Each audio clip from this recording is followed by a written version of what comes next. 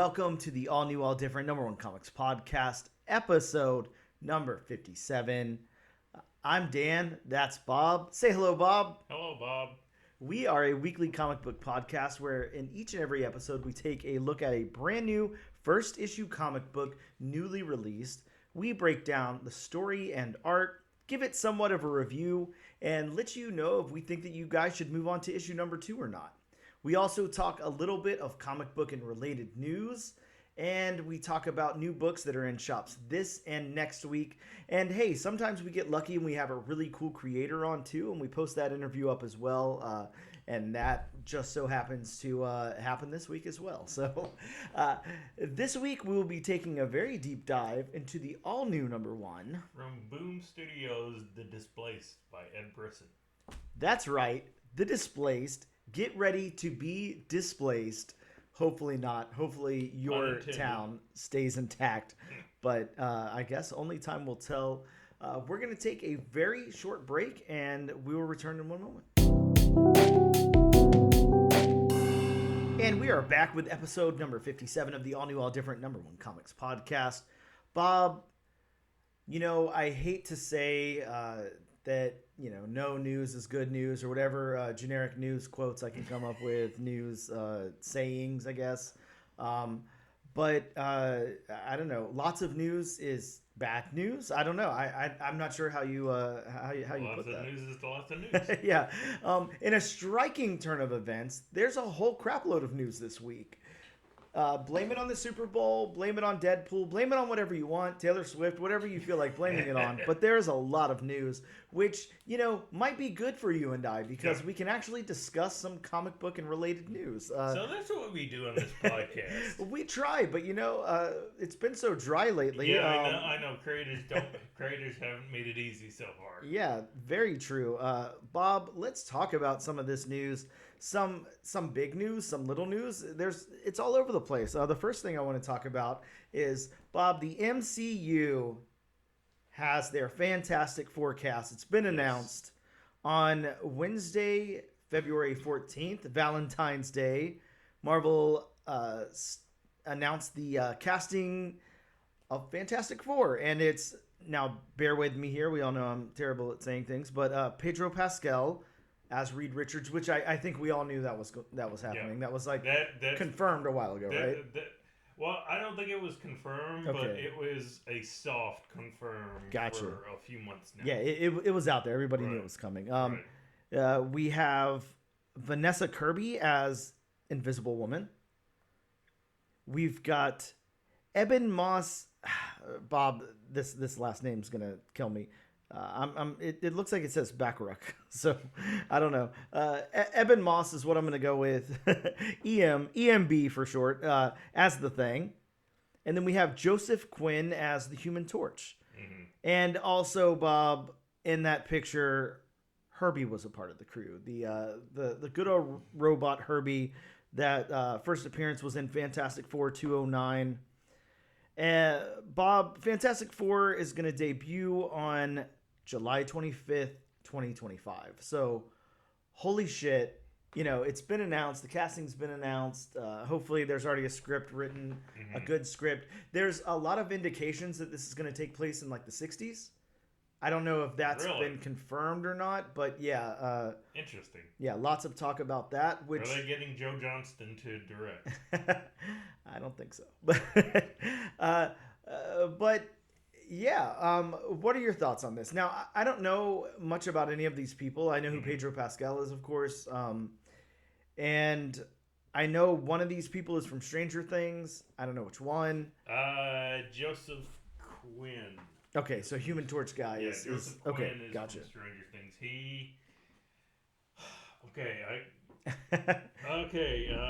I think he's the metal dude, the guy with the long hair.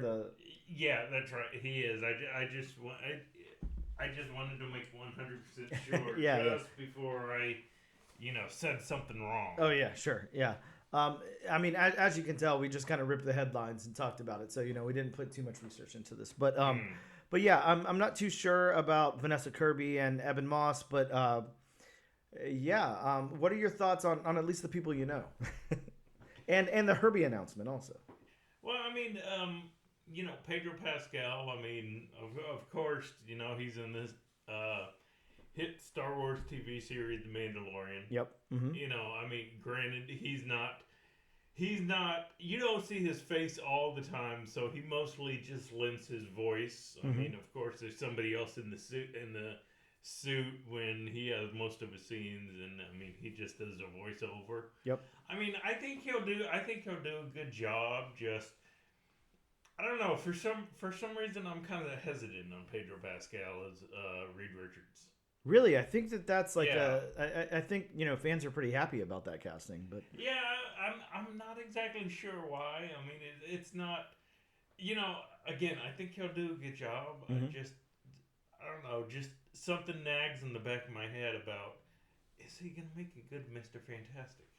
I think that's the problem with anybody. How do you nail Reed Richards? Like, it's such a weird character that, like, I feel like doesn't exist in real life. I mean, of course, the super powered character doesn't exist in real life, but the Reed Richards doesn't exist in real life. Like, who is that? He's basically one of the smartest characters in the MCU, so he's always going to be the smartest guy in the room. Yeah, exactly. For a handful of people, and I mean, he's so arrogant at times. He always thinks he's right, knows best. I mean. If it wasn't for Reed Richards, there'd be no Maker.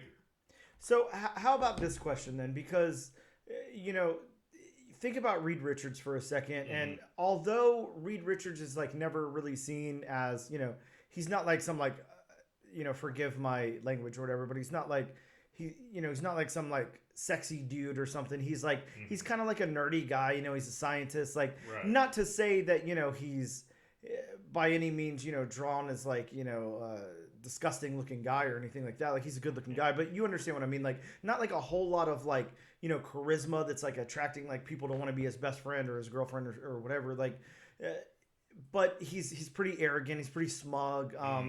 He's a weird character. And then think about somebody like Tony Stark, which is they're vastly different. I'm not trying to compare the two, but they have sort of the same personality. They do, but the only I guess the biggest difference is that Tony Stark has a lot of charisma. Everybody wants to be his best friend. Right. Everybody wants to date him. Whatever. So like, yeah, how do you put somebody in that role? Like, it's so weird. It's so easy to think of, and of course in hindsight, it's not like we did the casting, but it's easy to think of Robert Downey Jr. synonymous with Tony Stark and Iron Man and all of that, and like fits the character so well. Shadows kind of what was in the comics and elevates it even to a certain extent. So like, how do you take somebody like Reed Richards, who yeah, I mean, I'd be hard pressed to say like Reed Richards is anybody's favorite character. It's kind of like it just like the nuance and the things about Reed Richards that exist. Just kind of, it's almost it's not that he's a shitty person, but it's almost like if he was in your friend group, you'd be like, God, man, I'm not like, I'm not inviting Reed Richards out to lunch today. Like, that sounds annoying, whatever. Like, maybe in a group of friends or whatever, he's fine. But like, one-on-one interactions and stuff, like, it just seems weird. Well, it's weird that, it's kind of ironic that you classify Reed Richards like that, which, I mean, most people are going to know are true. Yeah. But it's kind of like, okay, you got Pedro Pascal to play him, who's good looking. Yeah. Probably everybody wants to be his friend. He's got exactly a right. whole lot of charisma. Yeah. So it's kind of like, man, that's you got an actor on the opposite end of the spectrum to portray a character who's not exactly the life of the party. Yeah, it's I don't know, super super interesting, and of course take like I guess I can see it, because Bob, did you ever watch? Did you finally sit down and watch that season of The Last of Us? Did you ever see it? No. Okay, I think maybe if you sat down and watched it, like maybe it would make a little more sense. But like, I think his character is so nuanced in that. Like, there's so much. He goes in. He's got to get the job done. He's that guy. He's your straight guy who's going to do whatever it takes. But at the same time, he has this weird soft spot. That makes his character, and it's very very interesting, and like I said, very very nuanced and everything. And I think that's what I can see out of him. I think that makes that casting that probably showed everybody like, okay, he's got the chops for this. He's gonna make it work. I really think you should, Bob. Just go, at least watch the first episode and see what you think. But at least of his character, and then think of him as a Reed Richards. I think it'd be very interesting. So then Vanessa Kirby as Invisible Woman. Again, I don't know anything about Vanessa Kirby. I'm just looking her up here, but looks like she's an English actress, and she was in Mission Impossible: Dead Reckoning Part 2. That's what's sorry. that sounded very ignorant. That's what's coming up. My apologies. But yeah, she was in Napoleon. She was in Fast and Furious Presents Hobbs and Shaw, Pieces of a Woman. I don't know. She was in a Mission Impossible movie. I'm not sure which one that is, but yeah, she's got a few credits to her name. Looks like people definitely know who she is. I'm not familiar with her at all, so sorry. Those movies aren't. I haven't really seen any of those movies. So, and then we have Joseph Quinn playing the Human Torch there, and Joseph Quinn, Eddie Munson from Stranger Things. That's his big credit there. I know that was like kind of like a fan favorite, like breakout character and everything. So probably a smart casting choice on their behalf there. I haven't really followed Stranger Things religiously, so I don't know. I mean, I've seen them. Which it may work out for him playing the Human Torch, because look at the kick in the pants Chris Evans got for playing the Human Torch. Yeah, exactly. Yeah, might be huge for him. Yeah, might be a very good thing. I agree. And then lastly, Evan Moss as the Thing, as Ben Grimm. The only thing that I'm seeing here that anybody might know him from is The Bear. It's a show on FX. I'm not familiar with that, so sorry, The Bear. And you know what, Bob? Let me eat my shoe for a second there, or whatever, my hat, whatever the term is. I don't know, whatever you're supposed to eat. But so you put your foot in your mouth. There you go. He was also on the Punisher Netflix series, and he was also in Andor. So maybe you're familiar with him, Bob, because he was on Star Wars Andor. He doesn't look familiar, but I mean, I definitely saw Andor. So yeah, maybe he's a side character. If I saw him in costume, then I would know who he is. Sure. But yeah, that's like the Fantastic Four casting news. So pretty cool. And like I said, just kind of like a quick announcement. It's not like we know much about these actors other than Pedro Pascal and whatever. So I think the real question on everybody's mind, and of course the big thing here is going to be who's playing Herbie. That's the most important thing. Probably the robot. Yeah. Who's playing Herbie? And are we getting like a CG Herbie? Are we getting a practical Herbie? Are they going to create? Is Disney going to come out and create an actual Herbie? Pretty important question. I mean, they've basically done it before. Yeah, sure. So why not? Next up, Bob, I want to talk about.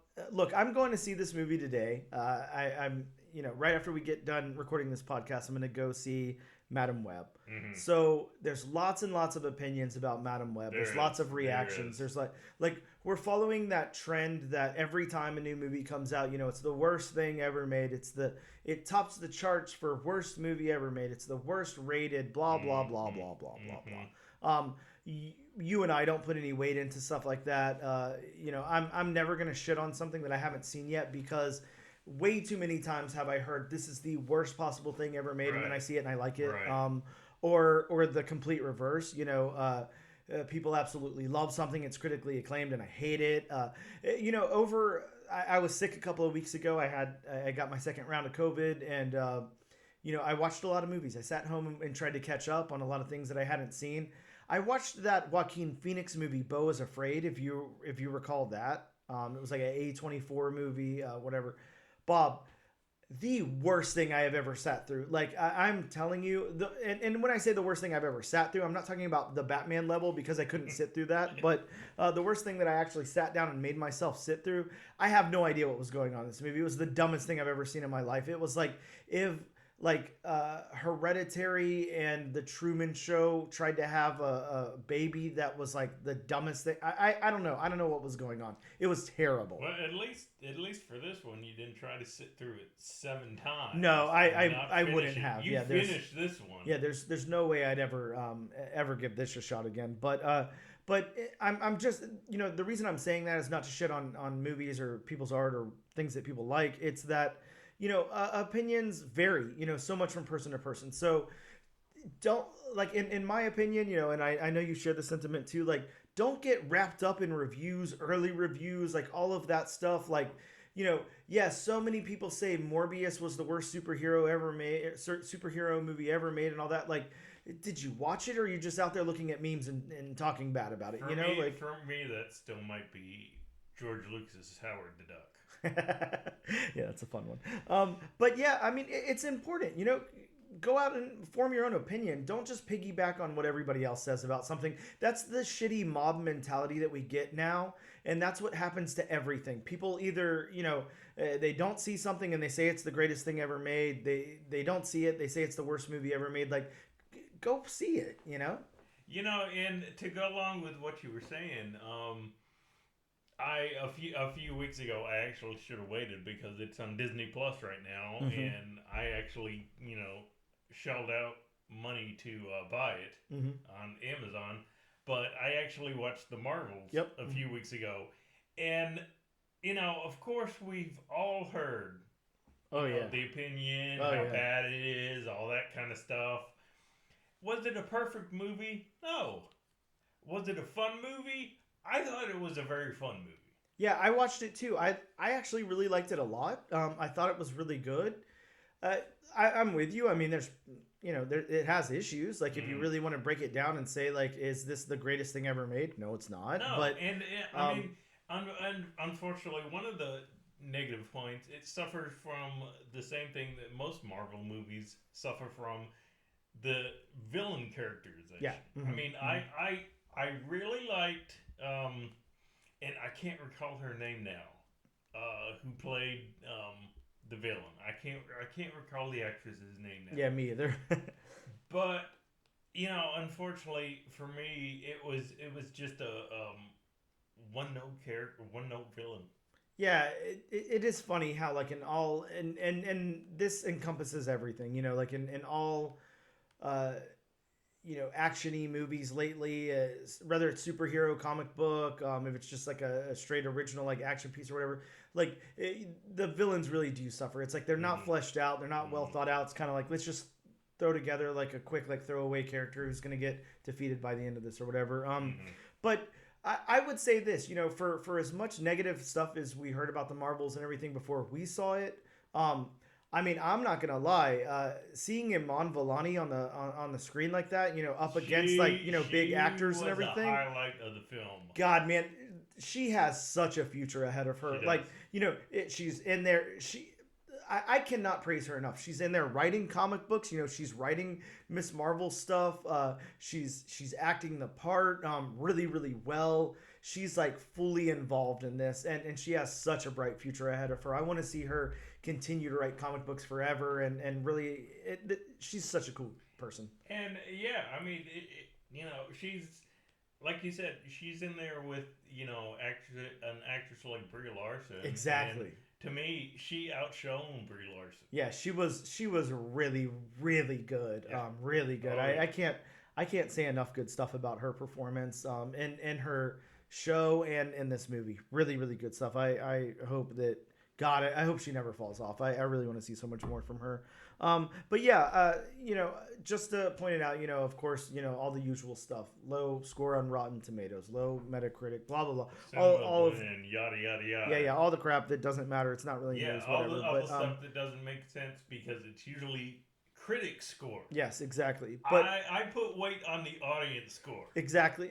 Me too. But again, like lately, there's just so much of that mob mentality. Yeah. They're siding with critics and stuff before they even see it. So yeah, you have to be careful, because I wonder, with something like Rotten Tomatoes, which is obviously it's already been exposed. It's a huge scam anyways. But we reported on that a while ago. But how many of these people actually went out and saw the movie, and how many people just have an account on Rotten Tomatoes and say, "Oh, everyone else hates this movie. Let me give it a low score." You know? Well, and here's the thing, and I hate going this direction, but it is true with a lot of these movies, especially the last few years. You get a lot of those woke haters. Oh yeah. God, yeah. That's a huge thing. Don't even see the stuff, but I mean, from what they've read and what they've heard and what they've seen, Mm-hmm. It's kind of like, okay, they form an opinion that it's a woke movie. I'm not gonna see it. Yep. Mm-hmm. Yeah. It's really sad that that's where we are as a society now. But moving on to some more possible positive news. I don't know. This is a rumor, Bob. So we can't put too much weight behind it just yet, but we can talk about it. Midnight Suns is rumored to be a movie. The Midnight Suns. I've heard about this. Yeah.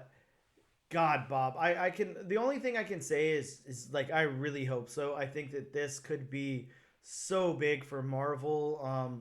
You have so many like fan favorite characters, and the Midnight Suns. I was gonna say, is there any rumor for what characters they could possibly use? Because I mean, the Midnight Suns have had so many members over the years. Oh yeah, so many. But what should we talk about the most like prevalent, like the ones that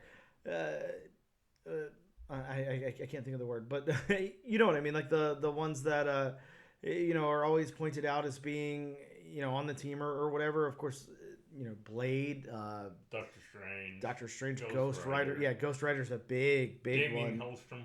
Yes, Elsa Bloodstone. Morbius. Yeah, Doctor Voodoo. Yep. Sometimes Moon Knight. Definitely my favorite character of all time, Bob. Of course. Yeah, Man-Thing. Of course. And Man-Thing's already been introduced in the MCU, Yep. so why the hell not, Yep.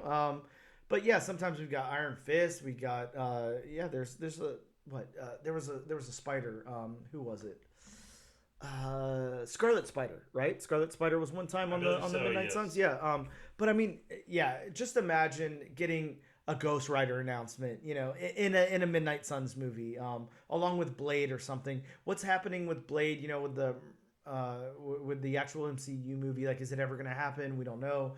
What if they just kind of can that and introduce, how do you say that actor's name? Mahershala Ali. Yeah. Introduce him in a Midnight Suns role. That would be so cool. So, yeah, again, just kind of rumors that are out there, but I don't know, pretty strong rumors. A lot of outlets are talking about that. Very big. I'd definitely be down for Midnight Sun. Oh yeah, I think that could be fantastic. All right, Bob. Next big news. You saw the Deadpool 3 trailer. I saw the Deadpool 3 trailer. The question is, how many times did you see the Deadpool 3 trailer? A couple. But you know what? This is probably the biggest news of the year. I actually watched the Super Bowl. Really? I know, surprising, wow. Right? It wasn't like my intention. Did you watch it from start to finish? Well, I think I forgive me, I know nothing about sports, as you know, but I came home and it was already on. My wife was actually watching it, so I want to say it was like in the beginning of like the second quarter. Is that how you say it in football? Quarters? I mean, what time did you get home? I don't know. But it was well before the halftime show. I know that, but it had already started. There was already points on the board. Okay. Again, I'm sounding very ignorant. I don't know if points on the board is a football term, but yeah, but it's good enough. Yeah, sure. There was already things happening. There was things in motion. And just to leave everybody in suspense about Deadpool 3 for a second. I will say, while I don't like sports, I'm not into football, all of that. It was an intriguing watch. Like it did move very. The pacing was nice, and I know this is a game that happened. It's not like a predetermined thing, but yeah, but the pacing was nice. It held my interest because there was a good amount of back and forth. Like you actually didn't know what was going to happen. Like I think a lot of things were surprising. I think the overtime aspect of it to somebody who doesn't watch sports, I didn't know that could happen. I mean, I know that there is a overtime in games, but I didn't know that that was a possibility Well, in this. Well, this was a new overtime, so this was new to everybody. Yeah. So I think it was very, very interesting. And, we're both of a similar age. So, Usher coming out and doing the halftime performance was impactful. That was cool. That was actually one of the better halftime shows I've seen in the past few years. Okay. But yeah, there was a lot of moving parts. There was a lot of cool things happening, and of course we had all the Taylor Swift and boyfriend, stuff going on, whatever that guy's name is, and Travis Kelce. Sure. And yeah, there was. I think there was a lot on the line. I think a lot of people, were really into this. Of course, there was that big bet that Drake made, for God, I can't even think of how much money it was. $2 million or maybe more than that. That's probably That's probably he digs under his couch and finds that. Well, the cool thing about it, whatever the amount is, I can't remember, but he actually placed that bet, and since he won the bet, he announced he would be giving that amount away to a fan at his next show. So, Bob, buy your tickets to the next Drake show is all I can say. You could possibly be a millionaire, but yeah, just there was so much cool stuff going on with it, and to my recollection, the Super Bowl is not usually like that. It's usually very straightforward. There's two teams playing, one of them wins, blah, whatever. End of story. This had a lot going on. There's a lot of pop culture in this. So, is basically what I'm saying. So while it's something that I typically shy away from, I'm pretty glad that I saw it in real time. I'm pretty glad that I was like somewhat involved. I think it was cool. Now, do I think that, next year I'm going to be excited to watch Super Bowl? Probably not. But if it happens again, at least I have some context for what's going on. Right. But that brings us back to Deadpool 3, to tie all that back in. That was a giant circle. It was a big circle. I was very proud of myself for watching a football game, Bob. I'm proud of you for thank you. But yeah, we got the Deadpool 3 trailer. I think, obviously everybody, was expecting a Deadpool 3 trailer. Oh, yeah. So that wasn't a huge surprise or anything. Were you surprised of the content of the Deadpool 3 trailer? Like, what stood out to you? Was there any... we knew some stuff was going to happen. We've heard so much. But was there anything in there where you were like, holy shit? Talk to me about it. Well, there were a lot of rumored things. So...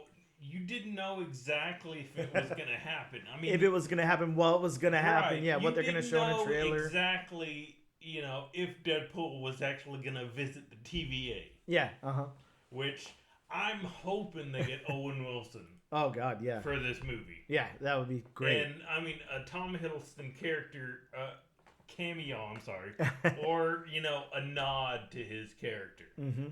That would be great. Yeah. And I wasn't expecting of course, I wasn't expecting the whole Deadpool with hair. I don't think anybody was expecting that. That was kind of weird to see. Yeah. Of course, nobody was expecting the 20th Century Fox logo sticking out of the sand. Oh man, that was great. I think that was one of my favorite parts. Yeah, it really was. I didn't see the nod. I didn't see the Secret Wars comic. Okay, yeah, I didn't see that. I didn't see that. I hadn't looked for it. I heard it was a blink and you'll miss it moment. Sure. I'll have to go back and slow it down and watch it. Yeah, watch one of those like YouTube breakdowns where it's like 3-hour long video on the 30-second trailer or whatever. Yeah. Right. They'll break it down good for you. Yeah, but there was a lot packed into this. There was a lot.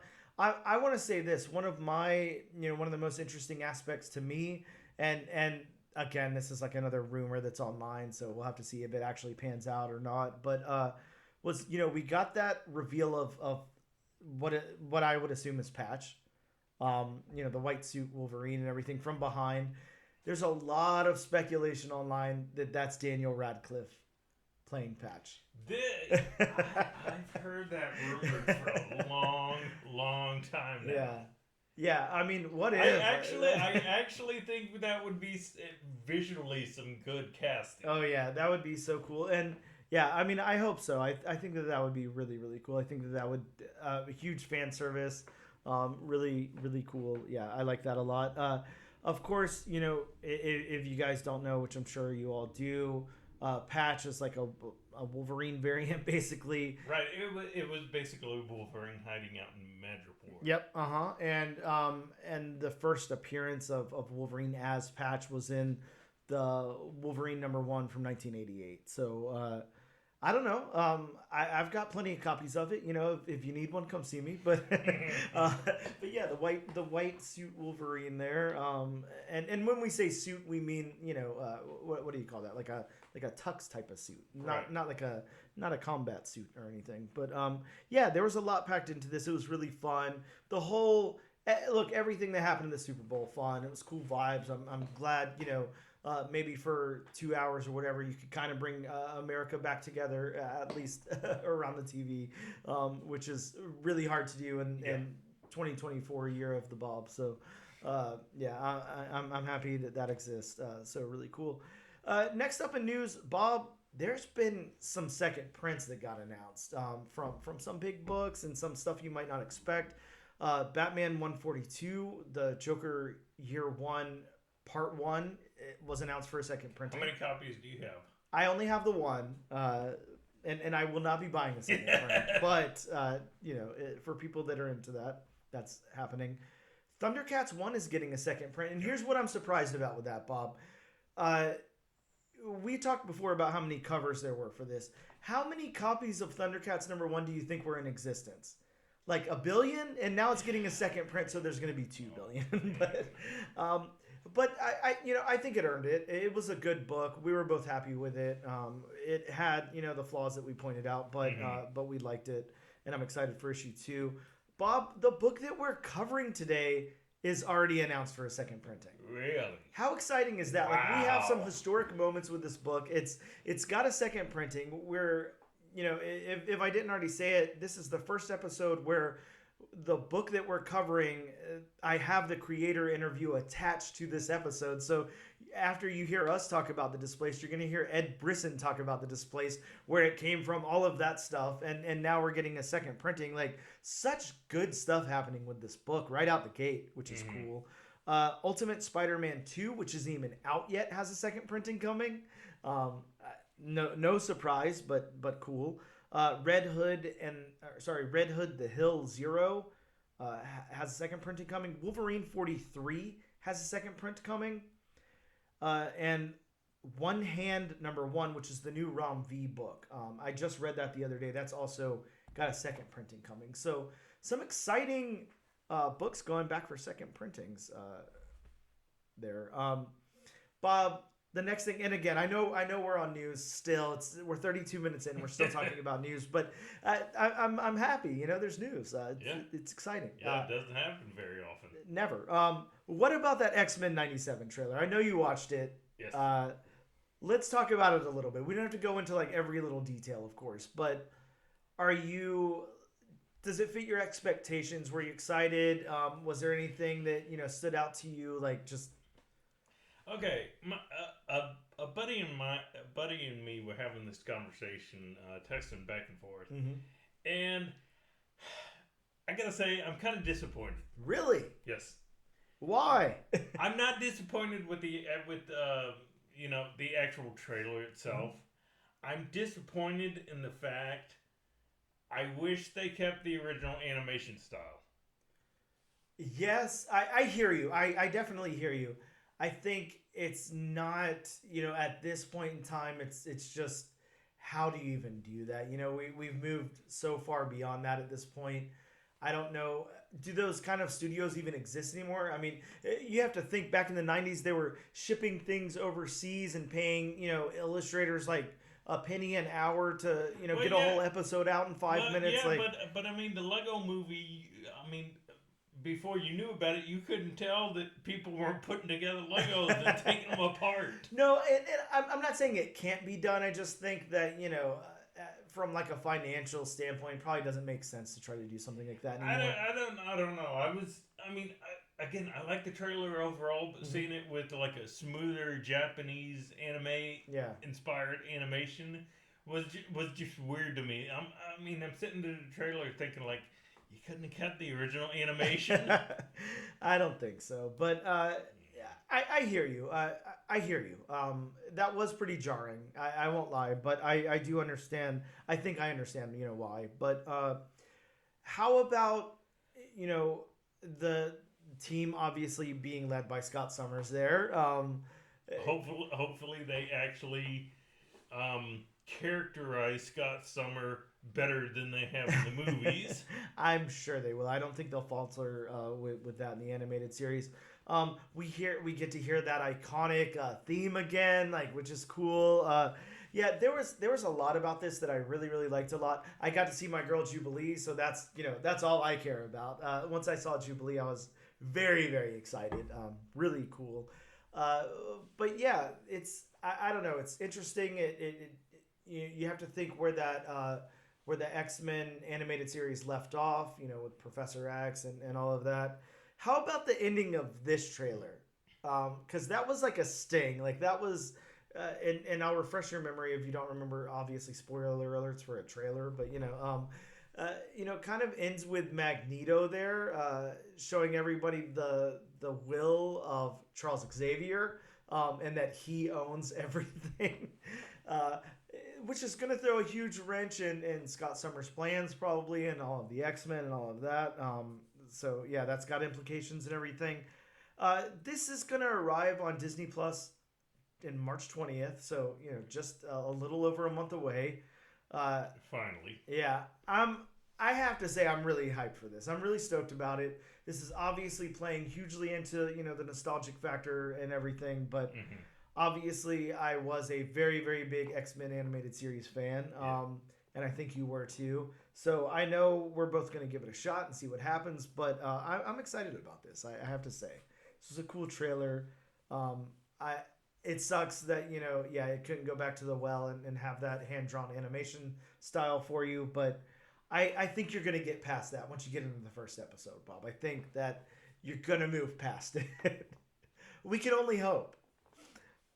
Last in news, I want to talk about, some more X-Men, some more Wolverine. We're Wolverine and X-Men heavy on the news today. Yeah. Hellverine is getting his own solo series. It's a 4-issue mini that's coming out in May. Bob, Hellverine is such a cool Wolverine character. Just everything's on fire. He's got fire breath. He's got, he's exceeded the hot claws. He's just the flaming claws. He's just on fire.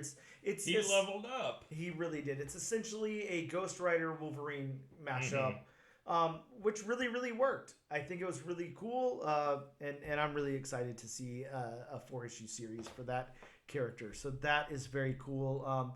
But Bob, that is all I have for the news. 37 minutes That's in. all I think we can move away from the news now. Look, there's probably other news out there, but I think we'll put a cap on it and maybe save some for next week. We're going to take a quick break, then we're going to talk about some new books that dropped in comic book shops this week.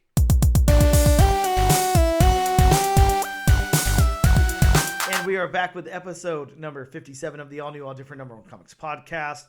Bob, let's talk about some new comic books that hit shops this week really quickly at that. First, we had The Cabinet, number 1 from Image Comics. This has 2 teens teleported across a post-Cold War landscape to collect bizarre relics to summon the powers of a 17th century cabinet that unleashed an ancient evil from its prison. Interesting. Wow. Interesting premise. Yeah, I can't wait to read that one. I've got a copy of it over there. Displaced number 1 came out. Of course, the book that we're talking about today. Divine Power issue number 1 came out from Scout Comics. Now, I just had the creator of this book, Tom, on to talk about all about this book and everything. This is Tom's first book, and it is fantastic, just to point that out, by the way. But if you guys can grab a copy, definitely grab a copy. It's a very cool book. Our shop sold out, when I was there picking up my book. So that's really cool. This one is, there's no way for me to explain the concept. Death by the hands of a fantastical cult becomes the catalyst for an adventure that defines a man's imagination, revealing unimaginable horrors and a glimmer of hope that motivates him to reunite with his recently deceased parents in the afterlife. That's the synopsis, but let me tell you, you read this first issue and you're like, what? Like, this is crazy. Not like in a confusing way. It's just, it's crazy. It's a crazy book. Really good. Next up from Dark Horse Comics is the new Matt Kent book. And just a fair warning for this one. It's that magazine size. So, know that going into it. If you don't have room for magazine size books, if you don't have bags and boards, whatever, just know that going in. Sometimes I hate that surprise. This one is If You Find This, I'm Already Dead, number 1. It is a big city reporter embedded in the U.S. Marines in a hostile pocket universe called the Terminus, finds herself alone and in survival mode after the entire squad is wiped out in 10 minutes.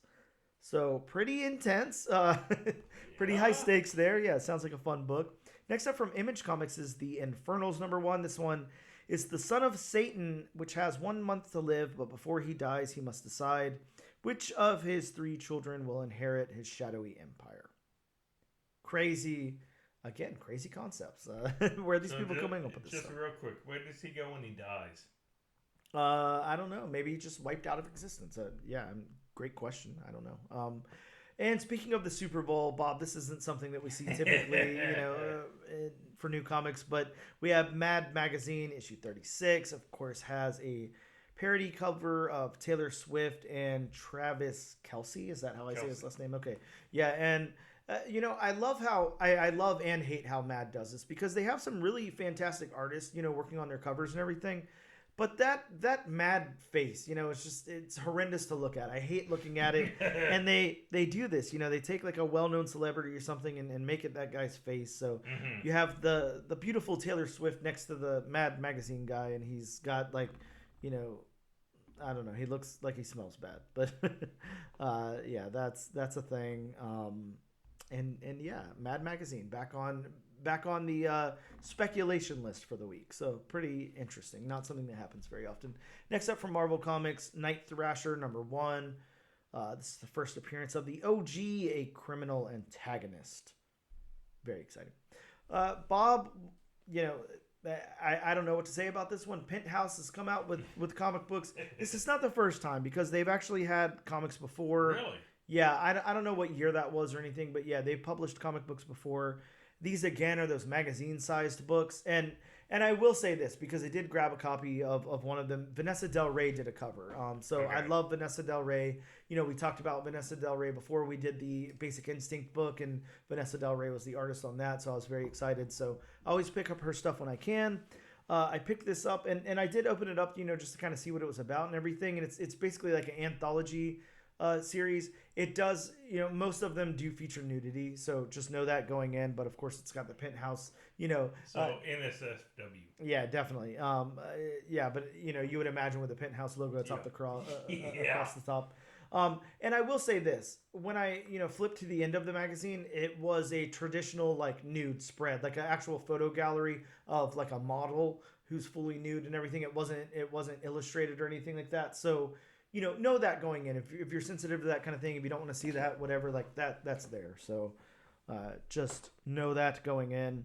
Next up from Critical Entertainment, Bob. I just had Chris on from Critical Entertainment. I interviewed him to talk about his comic book company and also his writing. He's done a lot of things. We talked about the First Americans and all of that. He's got a book out in local comic book shops this week called Planetary Expansion. It's abandoning their lives on Earth. 1,000 hand-selected passengers aboard a starship head to repopulate a new habitable planet. Sorry. Yeah, Chris, a fantastic writer. Really, really cool guy that I talked to, by the way. So check out that interview if you can. Next up from DC Comics, we have Red Hood the Hill #1. Possible first appearance of villains. Yeah. And then after that, from Acme Inc., we got a rock and roll biography of the Foo Fighters. I picked up a copy of this. Why not? Those are always fun. I love these rock and roll biographies. They're always cool. From Marvel Comics, we got Scarlet Witch and Quicksilver, issue #1. The first issue in a 4-part limited series. Of course, written by Steve Orlando. Bob, we just talked to Steve Orlando. We just had him on the show. Really, really cool creator. God, I can't say enough good stuff about Steve Orlando. So definitely check out that interview. Definitely check out this book. Steve Orlando's a fantastic writer. From DC Comics, we got Sinister Sons, issue #1, the premiere issue, featuring the son of General Zod and the son of Sinestro. So this is like in fashion with Super Sons, oh God, now I can't think of Kent's, what's his name? Superman's son. Jonathan. Jonathan Kent. Yeah, Jonathan Kent and Damian Wayne. Bob, here's a hot take. I know everybody loved that Super Son series. God, I thought that was the most annoying comic book I ever tried to read in my life. I hated that book. I thought it was terrible. And it was just like, it was like, hey, let's take two snotty nosed, like, kids who are superheroes sons and put them in a book together. I was like, who wants to read this? But people love it. So I'm not trash talking it. I just didn't like it. But so I wasn't interested in picking this up at all. I skipped over this. But real quick before you go on, is his name Sinestro? If not, that's a huge wasted opportunity. I couldn't even laugh because I was swallowing water at that point. But yeah, Sinestro, I like that. I hope so. I mean, I would say I'd pick up a copy to find out, but I'm not interested. So let us know. We also got Spider-Gwen Smash 3. This one has a very cool 1 in 25 Dazzler cover. I've got my copy over there. Really cool cover, kind of taking off right now. And then we also have from Dark Horse Comics Star Wars High Republic Adventures, issue number 3, with the first appearance of someone whose name I can't say that is a pop star. I didn't know we had pop stars in the Star Wars universe, so that's cool. And the first appearance of Niv Drendo, whomever that is. Apparently, we also got the second printing of Ultimate Spider-Man number 1, which somehow I missed. Very sad about that, but hey, happens. We're going to take a quick break, and when we return, we're going to talk about the Displaced number 1.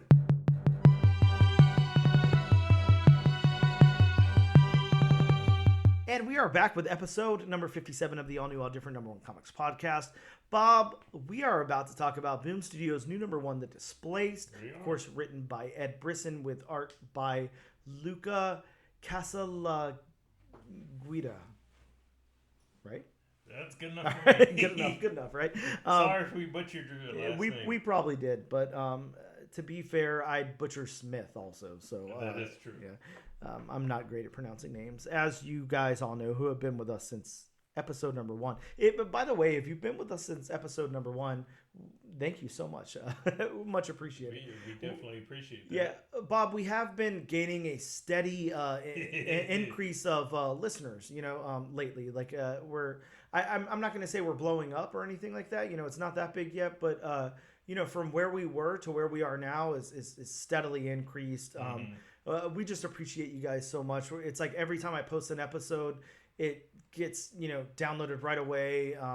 It's really cool. So much appreciated. And going on that note, you actually sent me something pretty intriguing that goes along with that. Mm-hmm. Gaining steady listeners on that comic you bought. Yes.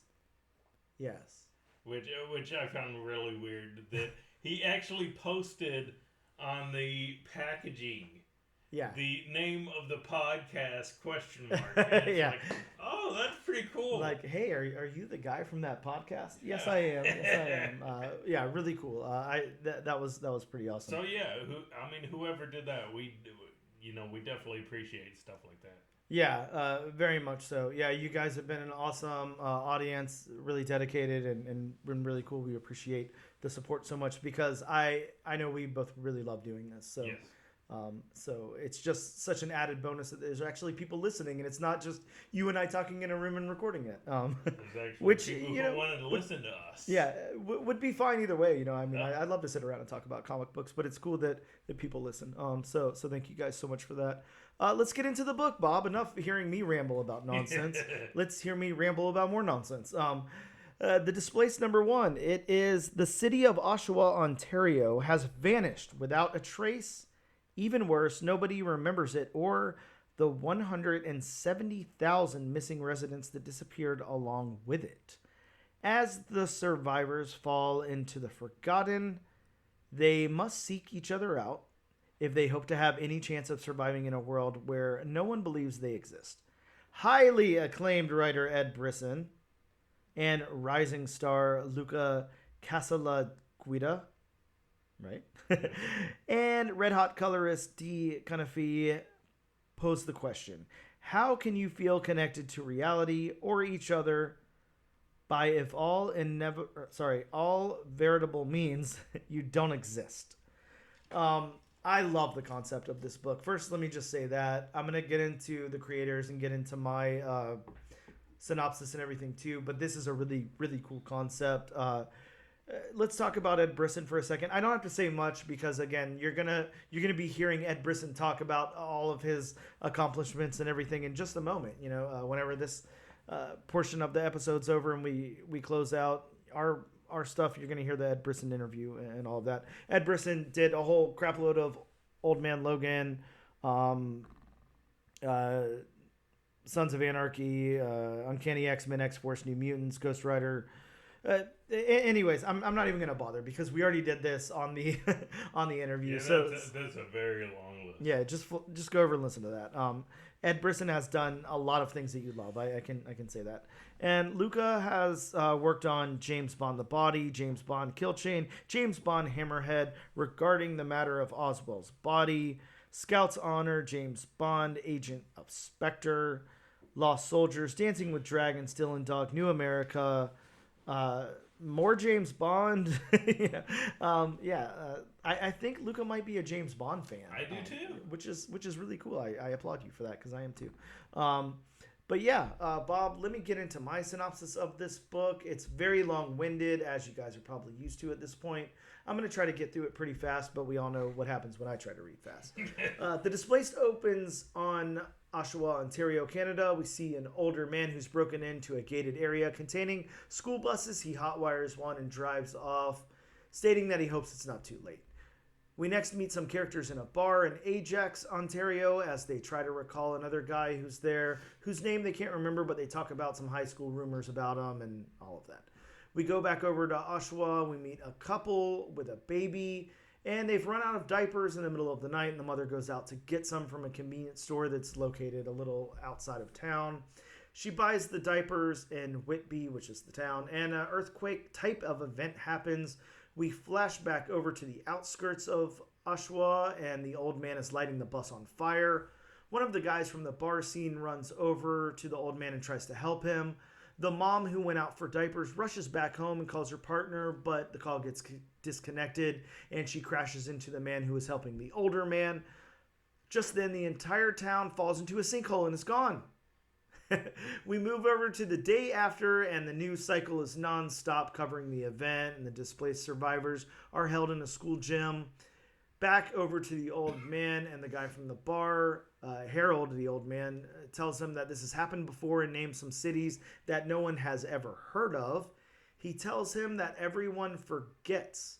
And then 2 days after the event, we see the mom trying to come to terms with her partner's family blaming her.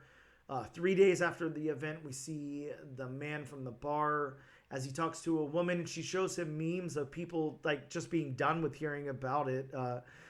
Very, very funny scene, but we'll get into that. And then back over to Ajax, the man from the bar discusses kind of being happy that his father's gone because he didn't have to worry about his dad suffering and all of that anymore. And just then they feel an event happening again. The crew goes out to find the sinkhole completely gone, and Oshawa completely gone too. It never existed at that point. So that is my little synopsis there. Let's get into this thing. Bob, it's going to be hard to make this quick, but I think we can do it. But yeah, I want to.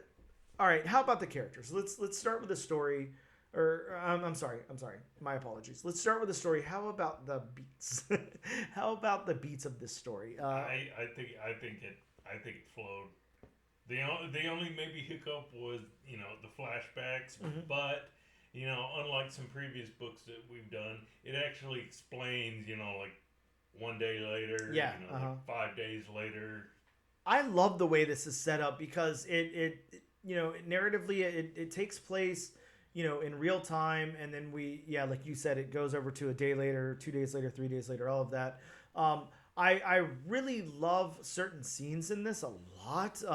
That bar scene, where they're talking about the kid, like what was that guy's name and all of that. Like that was a scene out of real life. Yeah, and it was. I mean, how many times has that happened to you? Where you and your friends are like, what was that guy's name? And then like all these stories emerge. Think about like when we were in middle school and high school and stuff, and all the stories that surrounded people. Like there were some really bad ones. This guy did this girl did this, whatever. And I won't bring out anything specific because they're high school and middle school kids are probably too bad to talk about now. But yeah, there were so many like rumors that ran around people. I just think about like rumors from when we were kids now, like big rumors and stuff, even not associated with people that we knew. Remember the big like Marilyn Manson one and stuff like that. There's so many crazy rumors that people kind of see as like reality, even though they never clarify things like that.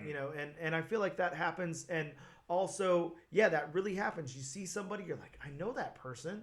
I know we went, all the way through kindergarten to graduation together. I don't remember their name. I don't know his name. Yeah, what was that guy's name? And actually, Bob, before I get further into it, and you'll hear it in the interview, that was the catalyst for this book. Ed was saying that he ran into a guy that he was like friends with, in school. They were good friends. Like he went back to his hometown. He was like, "Hey, what's up, dude? Like I haven't seen you in forever." And the guy's like, "Who the hell are you? I don't know who you are." Yeah, so that was like his catalyst for coming up with this, which is really, really cool to me. But yeah, I really like the way that this story moves along. I really like the way you're going to see as the series goes on why they flashed over to like a day later, 2 days later, 3 days later, right there at the end of the book.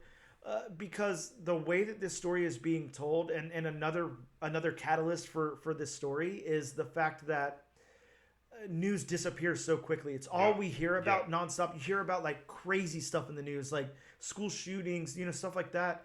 And it's the biggest deal in the entire world. And then the next day. Yeah. It's like, oh, what happened? Oh, where was that? Mm. Like right now, think of the last mass shooting that happened. You probably, I know it just happened. So it'd be easy to name the town, but like, think of the one that happened before that. No clue. I don't even know. It just disappears so quickly. So yeah, I love the way this is set up. I think it's, A++. This is the setup on this is really, really good. How about the dialogue here? Were you a fan of the dialogue? Did you feel like everybody had individual voices? Like, tell me what you think about the dialogue. Yeah, I did. I mean, you get, of course, you get who we found out later is Harold. Mm-hmm. The guy who everybody thinks is crazy. Yeah, the crazy old man. But he actually knows what he's talking about. Yeah, exactly. You get the. I'm guessing it's an FBI agent, some sort of government agency agent who, it just has that, just, I don't want to say monotone, but just that, okay, I'm in charge, this is what's going to happen, I'm going to let you know, that's it, so everybody doesn't get in a panic. And then, of course, you get, Gabby, who's, of course, new mother. Yep. There is that scene where she, buys the cigarettes and, she's like, I've missed you so much when she's smoking, which I'm sure a lot of mothers could commiserate with. Oh, yeah. But then you also get, where she's concerned for her husband and, her child. Mm-hmm. So, yeah, I think everybody has their own voice in this one.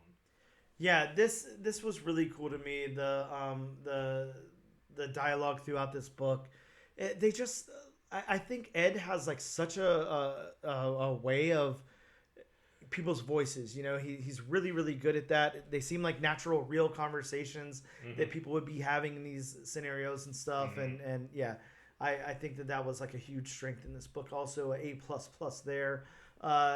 We kind of talked about the narrative. I don't think we need to go much into that.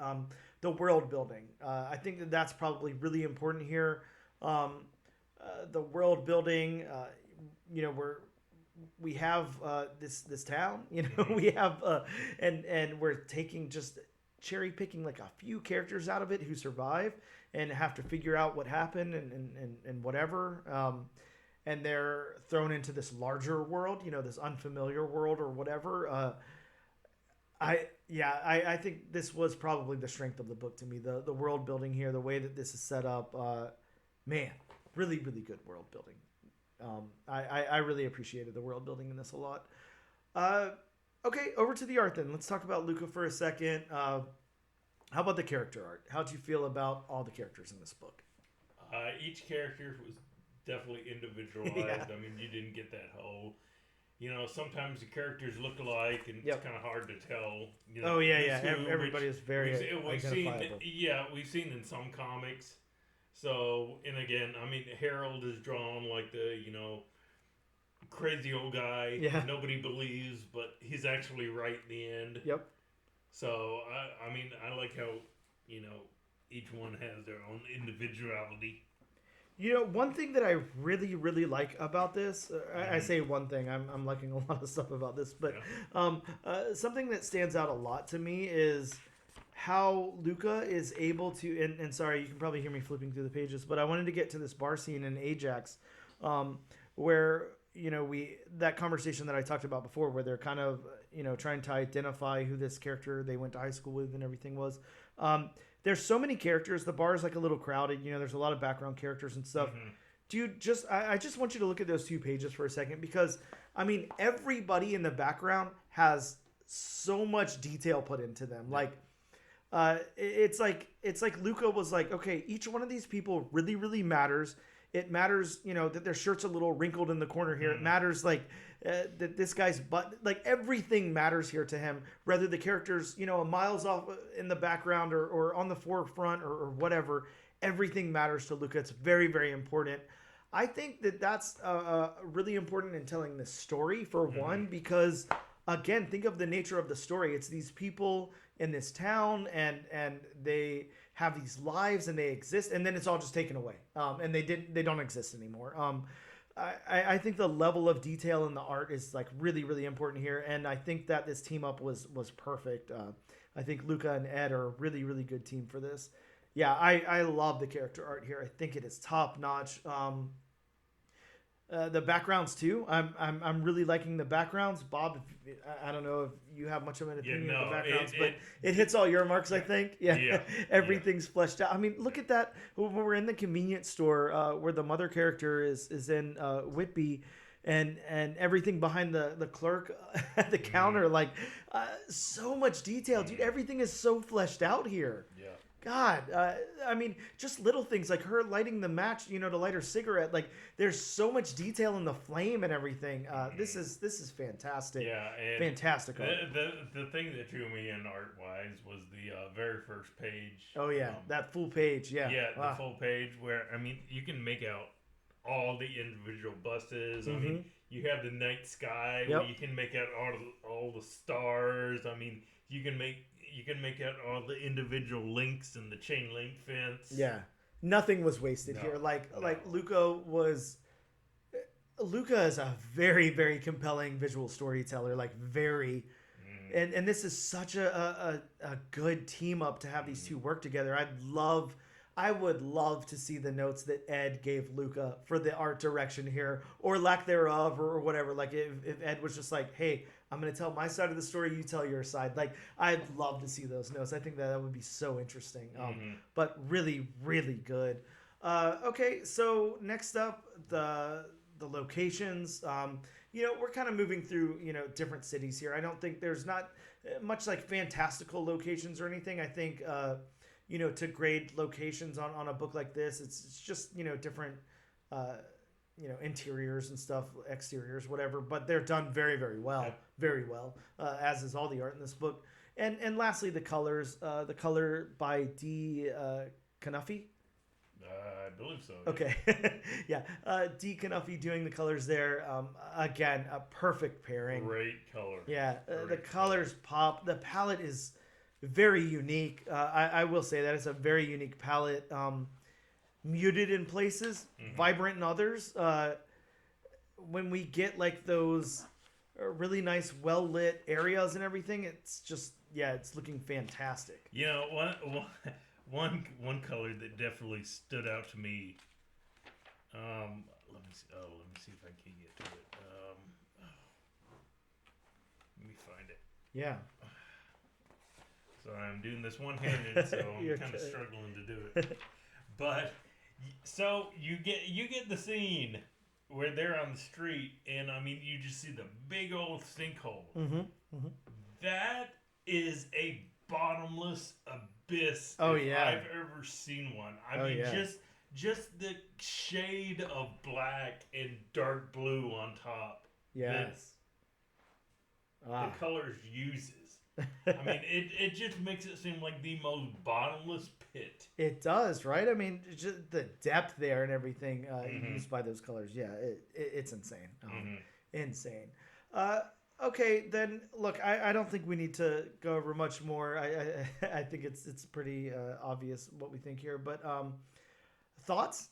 I would definitely recommend anybody to go on to issue 2, and I definitely want to go on because Yeah. I want to figure out what happened to Oshawa. Why is everybody forgetting except the survivors? Possibly what happened to the other cities that disappeared. Oh yeah. So yeah, I'm definitely going on to issue 2, and I would definitely recommend anybody to go on to issue 2. Yeah, I'm with you, and I mean, obviously, this is going to be hard to say because the recency bias and everything, but this is one of the best comics I've read in a while. This is not just because I really like the concept, because I do really like the concept, and I really like Ed Brisson as a creator. I really like Luca here on art. I really like the team. I think that it's so well executed, and that's the reason I'm loving this so much, because you could come up with a concept that's cool and not execute it as well. Like definitely. Right. When I talked to Ed, like I told him, hey, your log line gives me like Twilight Zone vibes. Like I'm almost thinking like you've got this ensemble and everything, and it doesn't take a turn yet, at least like the monsters do on Maple Street or something like that. But it's like I could see the little nuance in the characters built up in that way. And yeah, this is really, really well thought out, really compelling comic book storytelling. And Bob, this is, if we don't get like a series or movie or something out of this, I'd be very, very surprised, because this is like has just such universal appeal and is such a good book. I really enjoy this. This is top tier for me. 5 stars, 10 stars, A plus, whatever, all the way. Very, very good. I love this. So yeah, with that being said, I'm not going to move on to issue number. No, yeah, I'm definitely getting issue number 2. I love it. Yeah, we can't gush enough. We're going to take a quick break, and we'll return in a moment.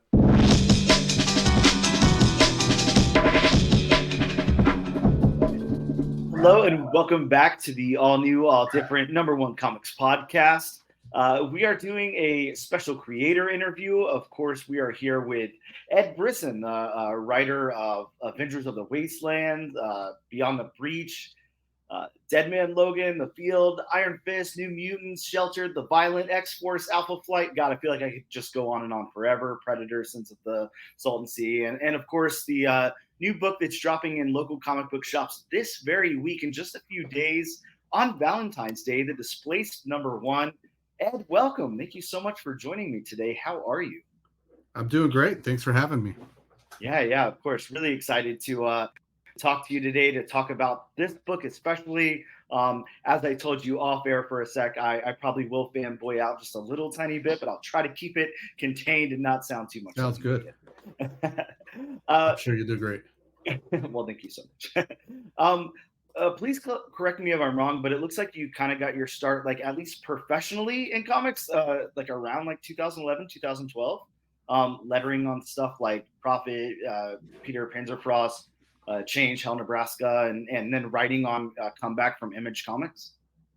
Yeah, I started lettering in 2006, but I was primarily doing manga. I was doing just a ton of manga for several years, and I was actually lettering manga right up until I think I lettered my last book in 2017. So even when I was writing comics, I was still doing manga lettering. But yeah, that's my first work in comics was lettering. But I had been self-publishing comics probably for, I think when Comeback came out was 2012, and it had been 18 years prior to that I've been self-publishing my own stuff since like the mid 90s. I was writing and drawing, lettering and coloring, mini comics and zines. I did web comics for years and that sort of stuff.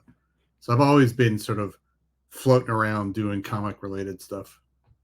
Wow, yeah, that's quite a while. You're like doing all that self-publishing and everything. That's really awesome. As far as lettering, and that's not something that I haven't talked to like a lot of creators about lettering or anything.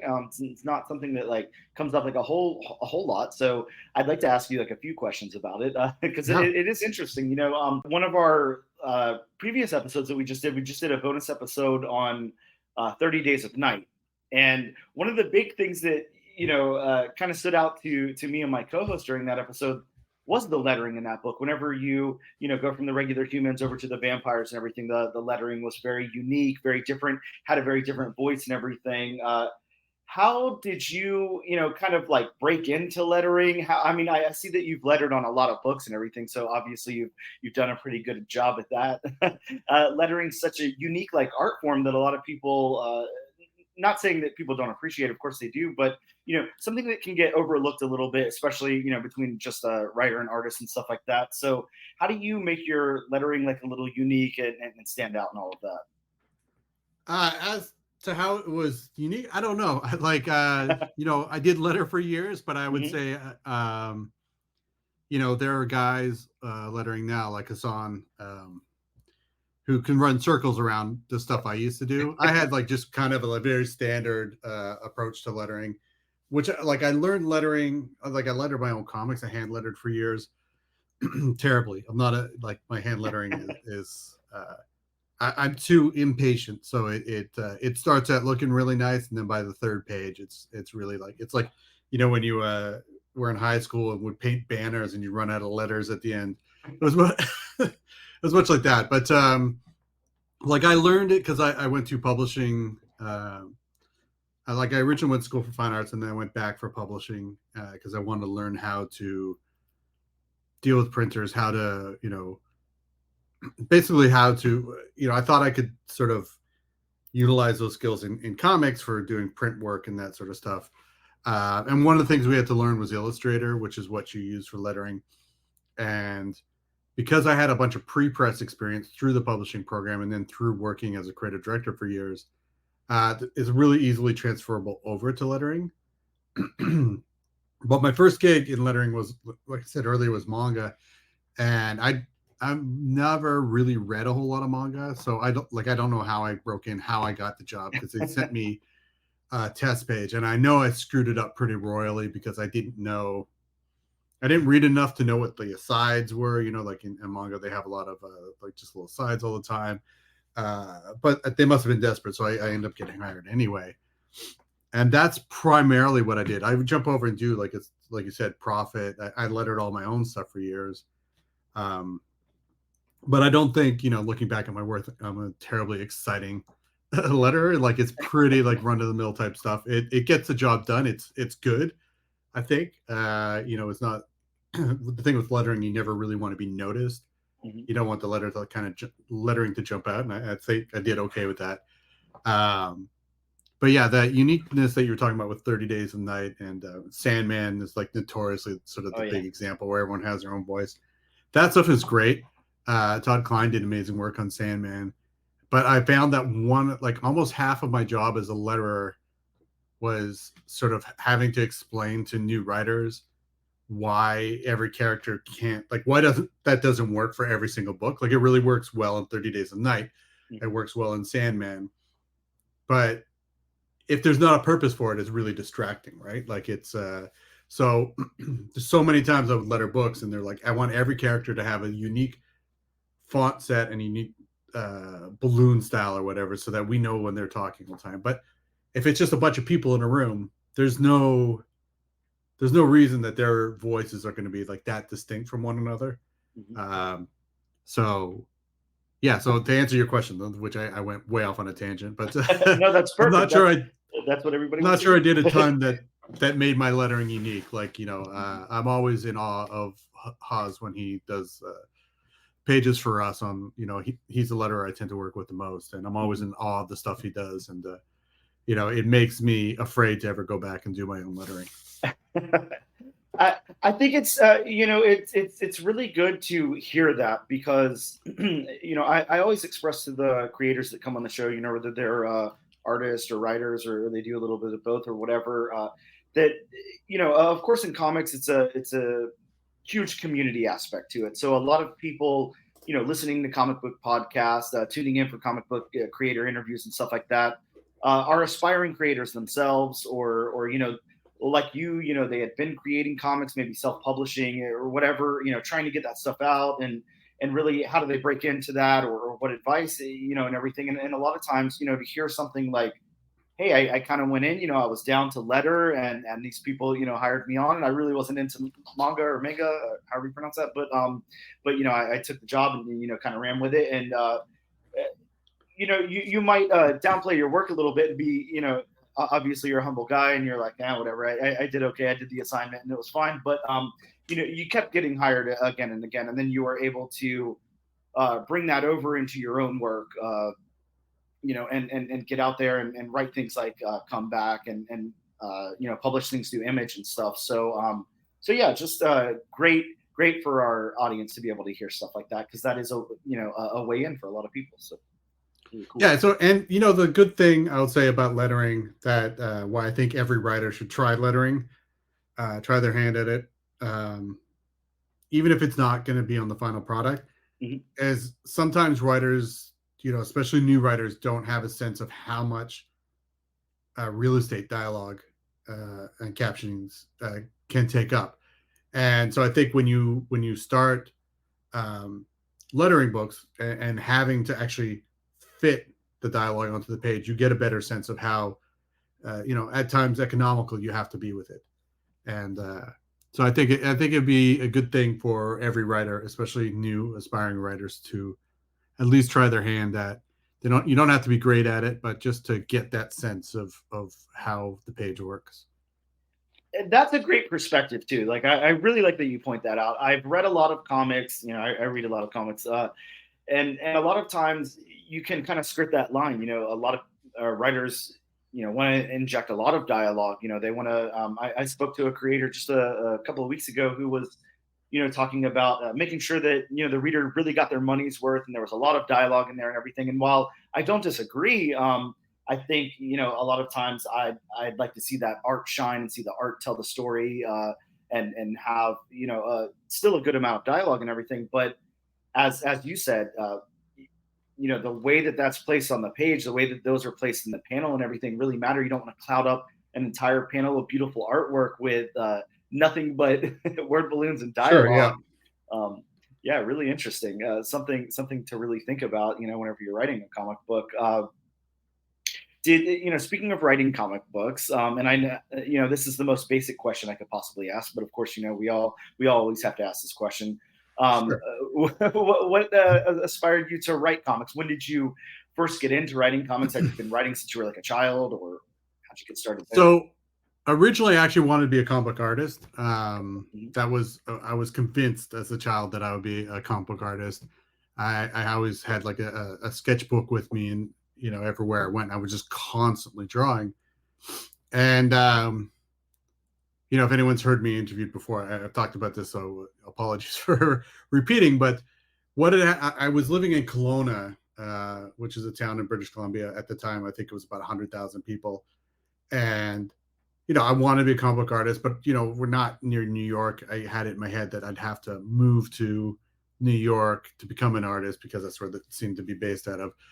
And, but I just really wanted to draw, and I was trying to find a way that I could find scripts to draw from. And through my comic shop, I met a couple, guys who thought who wanted to be comic book writers and not artists. And I had met up with them, and it was weird. They were both almost like the same person, because they both had this idea that, they were the genius behind the project, and I was just the person there to help them realize their dream. I was just the one to put the pencil, push it around the page, and to be a tool for them almost. And it was like really, they didn't approach it in a collaborative way at all. It's just like, you're an artist, I'm going to dictate you, and this is just how it goes. And the thing about it was like, I read their scripts, and one of the scripts was so bad, like given like how big his ego is, the script was just terrible. I don't remember much about it, except it was kind of an ElfQuest ripoff, that ended with everything being a dream. And even like, I think I was 18 or 19 at the time, maybe even 17. And reading it, I was just like, you know what? Like, this is garbage. And like, I know that I could just go and write something better than this. Mm-hmm. And that's not me being like an egotist. It kind of sounds maybe that way, but it was just like, I didn't want to work with, I knew it would be a bad working relationship because of the guy's, just the way he was approaching it. This is really before the internet is what the internet is now. So there weren't really forums or anything to meet other creators. So there wasn't anywhere for me to meet writers. So I started writing like mid 90s just out of necessity. I didn't, I needed scripts to draw from. And so I started writing, and a lot of this early stuff I wrote was this crazy derivative. It was not good, but I knew it was at least on par with like, this other guy's writing. And so I end up just writing and drawing for so 94, I think I self-published my first comic. And I wrote and drew, I don't know how many pages and how many comics and minis and stuff between 94 up until 2010. Mm-hmm. And in 2010, I realized that I hate drawing. Like I don't know if I just fallen out of love with it or what it was. It just like, I couldn't sit down on a drawing board anymore. And I really enjoyed writing, which was the thing that I, started doing initially to sort of serve the art. Mm-hmm. But I realized I just like writing more. And like over the years, I'd taken some writing courses where I could. I'd read everything I could on writing, and so I was constantly in a like quest to improve my writing and become better and have a more unique voice.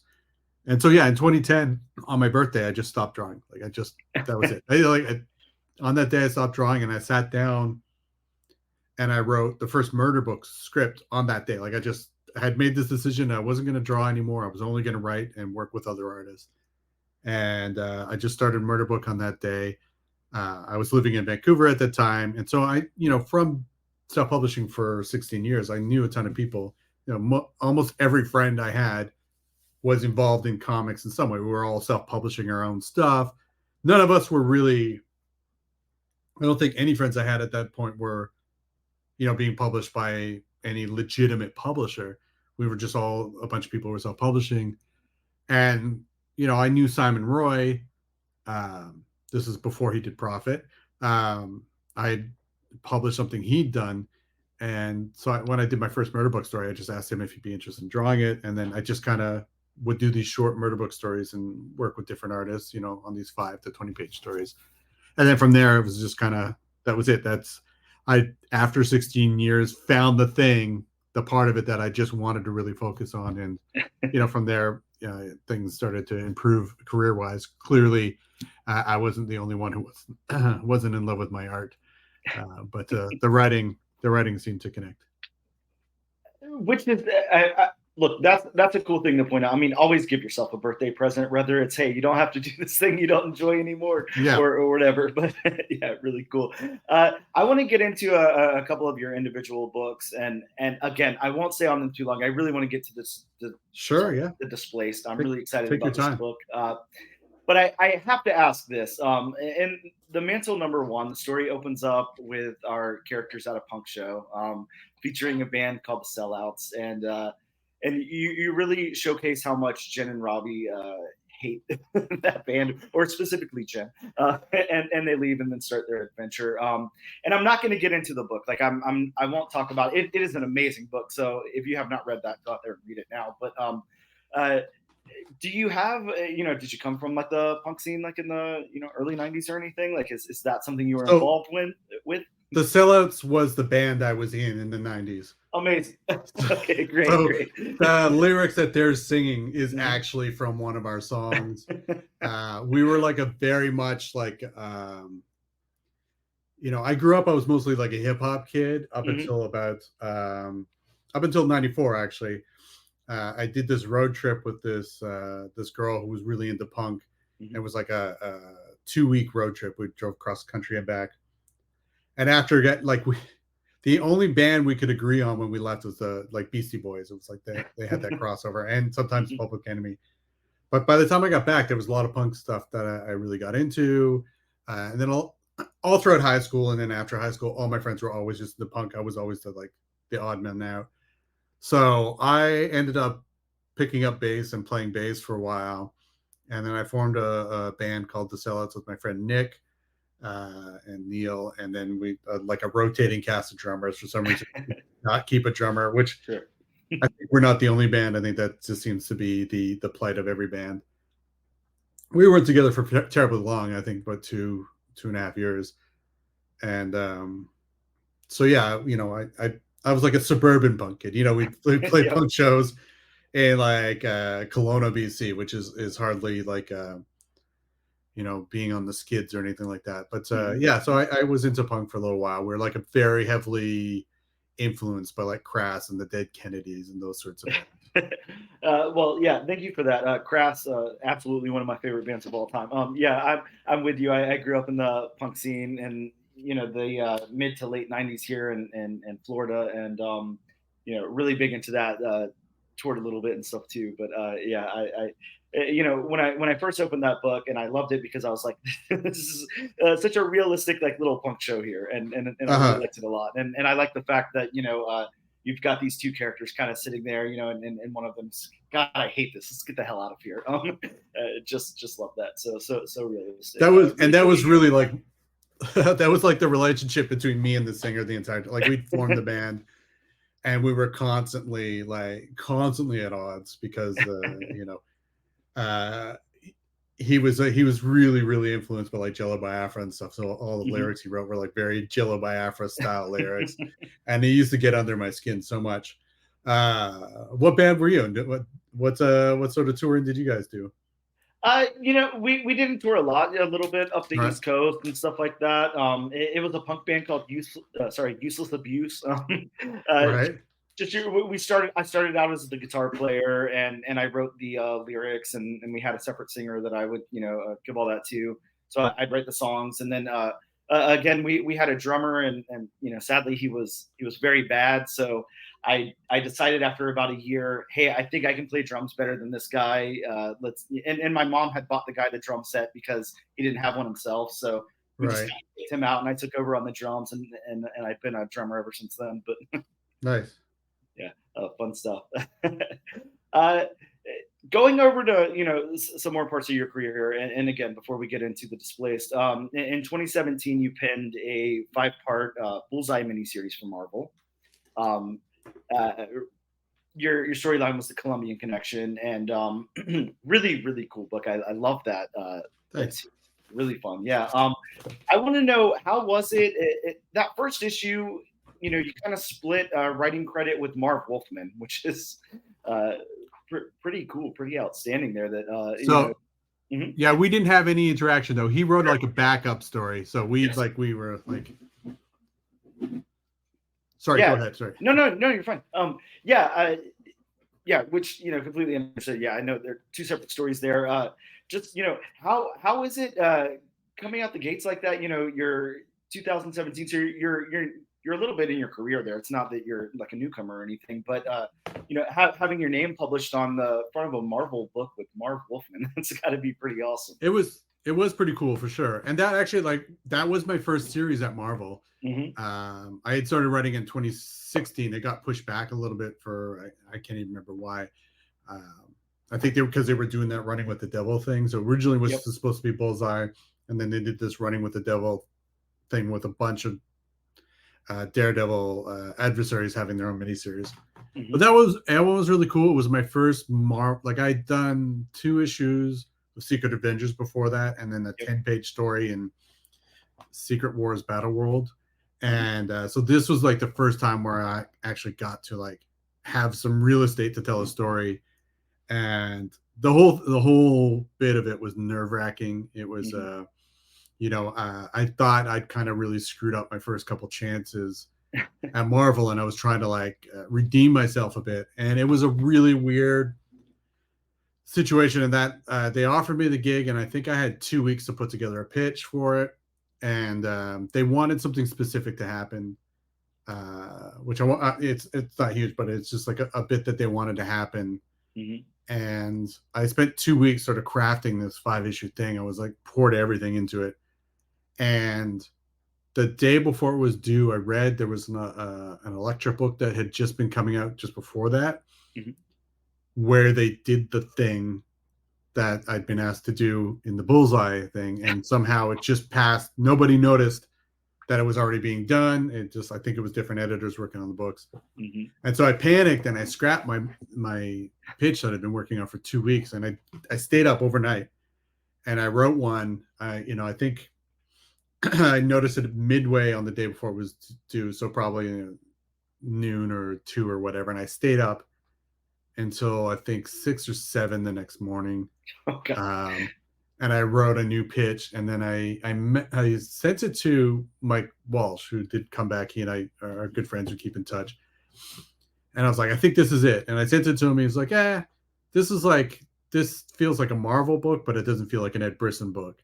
And I was like, fuck. Oh no. And so I ended up scrapping that one and then writing another pitch in 5 hours. Wow. And I sent that one to Walsh. I'm like, what about this? He's like, yeah, this is the one. And I sent and that's the one that we ended up doing. That was a Colombian Connection. But there were 2 other pitches before that. But that one was like a weird, I had panicked. But I think that part of me panicking it and having to just sort of like get away from the research and overthinking things probably made it better. I think it made it feel like that feels like one of the most me stories I've written at Marvel, and most in line with sort of the type of stuff I like to do. So yeah, it was a whole ordeal, but I was happy with how it came out. I think Guillermo was amazing on the artwork. It's a lot of fun. Yeah, really, really great series for anybody who hasn't read that. I mean, I acclaimed. Everybody's read that, but if you haven't, check it out. I also want to talk about issue number 3 of the Silver Coin. I'm sorry, I have to go into that for just a second, and then I'm going to get sure. You wrote issue number 3 of Silver Coin, and for those who haven't read it, I'm not going to spoil anything that happens in the story really, but Silver Coin is kind of like a horror anthology thing, but not really, because they, it all connects. It has something that ties it together, but they are separate stories. So this is absolutely one of my favorite issues of the 15-issue run. And it starts with like a robbery, like a home invasion gone wrong, and takes like this wild turn.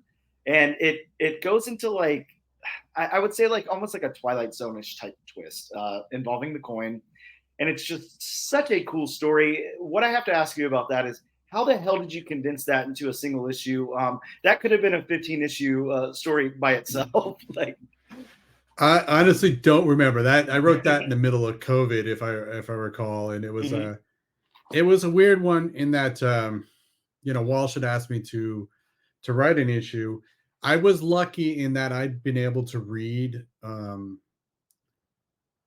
Kelly and Chip's issues before they came out, before I wrote mine, and I had this idea that I wanted to connect the 2 issues, because there was supposed to be this connective tissue of the coin. So I just dropped my story right into the middle of theirs.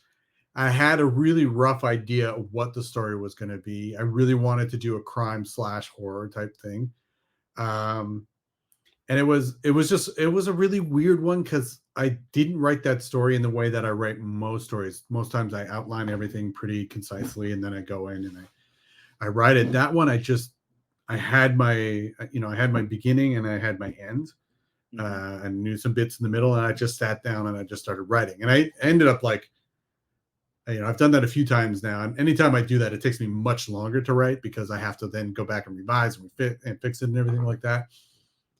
But I tend to enjoy doing that more, because it feels like there's a little bit more energy that sometimes you lose when everything is so tightly plotted when you go into the script. But yeah, it was just that. It was just, I kind of wrote loosely and then just kept refining it until it was what it is now. Such a wonderful single issue, just it's one of those ones, right after I read it, like I haven't been able to get it out of my head since, it Awesome. plays so well. Yeah. Really, really great, outstanding issue for anybody who hasn't read that. Again, I'm going to, keep repeating myself over and over again, but you're definitely going to want to check out all of Ed's writing because it's really, really cool stuff. Let's get into the Displaced. That is absolutely why we're here. Sorry, it's taken 30 minutes to get there, but no, we're good. Yeah. By the time this airs, my co-host Bob and I will have dedicated, an entire episode to covering the Displaced #1. That's, kind of what we do here, is we take a brand new first issue comic book and completely break it down, dissect it as much as possible, and talk about, every aspect of it that we can. So this is kind of like monumental for us. This is our second year in doing this podcast, and while we do a lot of creator interviews and everything, we've never had it actually land where we're talking to the creator of the book that we're covering that week. So this is a cool one for us. We're really, really excited about this. It's going to be really cool to be able to attach this to our review of the book and everything. So awesome. I hope you guys dig it because it's going to be really awkward if you hate it and then run. Yeah, exactly. Yeah, exactly. We can say this book is absolute trash. Now here's an interview with Ed Brisson, the writer of the book. I don't anticipate that'll happen, but I want to talk about the origins of this story. How did it come about? Where did it come from? Yeah, so just really quickly, what the Displaced is about is the city of Oshawa, Ontario, disappears one night. It falls into a sinkhole. The 170,000 people who live there are just gone. No one, they vanish, right? They fall into the sinkhole, but no rescue efforts have been able to find anyone. And the story follows primarily 5 people who are from Oshawa who happen to be outside of the city when this happens. And they're just trying to get answers about what happened to Oshawa. Some of them have lost family. Some of them have lost burdens on their lives. And some were like just trying to get away from the city when it happened. So there's like a real mix of emotions and feelings about Oshawa having disappeared. But what starts to happen throughout the issue is that people actually start to forget that Oshawa existed. And this is sort of, I'm kind of spoiling some stuff here for people to read it. But so the book is kind of about how these survivors kind of survive in the wake of that. And the first issue is really a large part of just getting to know these people and what they're dealing with and how this affects them and impacts their lives. But the origin is like, I'm from Oshawa. This is where I grew up. I left there when I was a teenager.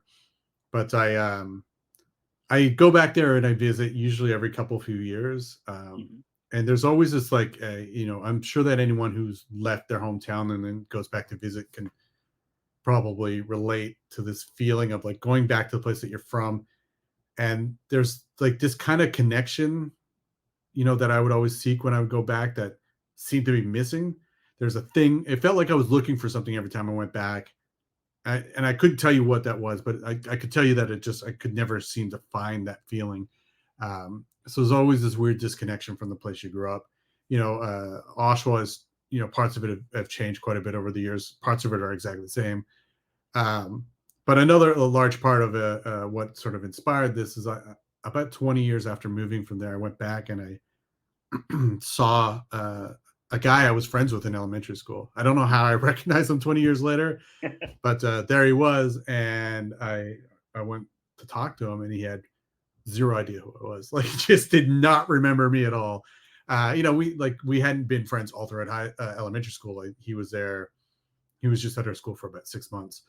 But it was such a surreal feeling to have someone not remember you when like I remember vividly hanging out with him. I could list, dozens of things we've done together. And so that, that sort of feeling sort of falls is a large part of what the book is going to be about going forward. And there's other things like the cyclical nature of media and how we glom onto news stories. And then we within a week they're forgotten, and that there's, I've been reading a bit about how this keeps happening faster and faster, and how we don't engage with news stories as deeply as we once did. Like, so we don't have we don't tend to have an understanding beyond the headlines, right? like as a general population. I think there are people who definitely sit down and read their newspaper every morning and know everything that's going on.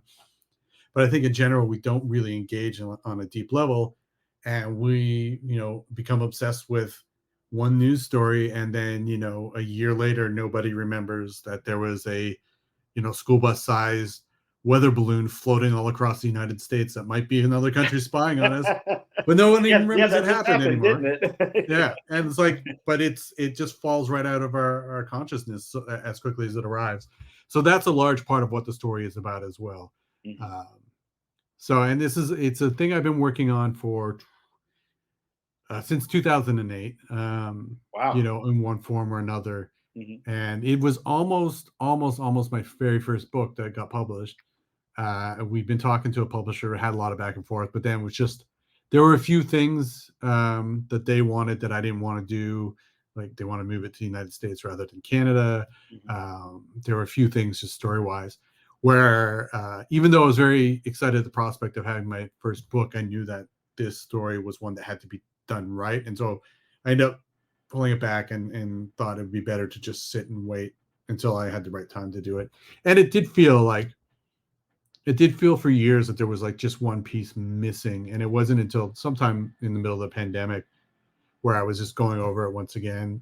And it all just kind of fell into place. And then from there, I started, I contacted Luca to see if he'd be interested in drawing, putting together a pitch package with me. And then we started showing it around and got interest pretty quickly, which is great. I can imagine so with that story and the kind of pitch there for it, and then along with Luca's art, probably got picked up instantly. I definitely wanted to ask you how you landed at Boom with the book. Was that like an established relationship that you had from before, or were you just pitching? Yeah, you were the ones. So I had kind of started my career at Boom more or less. Like I had done stuff at Image when I had done Comeback and then Sheltered right after. But Boom was the first place to hire me on, like to do work for hire work. I wrote a couple issues of RoboCop for them, and then I wrote Sons of Anarchy for a year over there. Okay. And then I did a book there called Cluster with Damien Gazzaro, and I did The Last Contract afterwards with them with Lissandra Aster, and both of those are the creator-owned books. And then not too long after The Last Contract, I ended up, that's when I did Bullseye and ended up being like a Marvel exclusive for years and then do Marvel and DC stuff.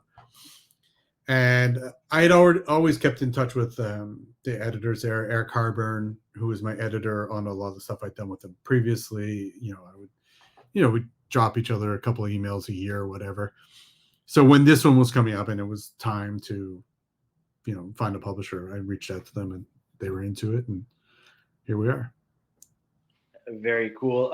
How important was it to you that you said that initially in the story, sorry, the first appearance of the dogs here, but the initial run of the story, it was important to you that, it was involved in your hometown, and then, through, different publishers and everything, they wanted to set it in the States and all of that. And you really, weren't interested in moving the location. It was important to you that it took place in your hometown.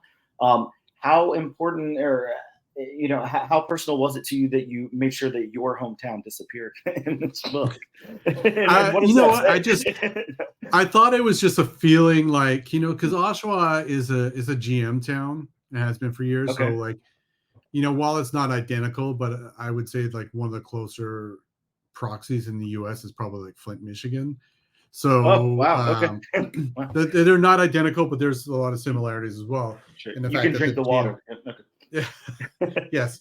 But the GM town, the GM coming and then shutting down and, people out of work, that seems to happen to Oshawa constantly. The GM plant will shut down or lay off a bunch of people. It closed for a couple of years and then it reopened.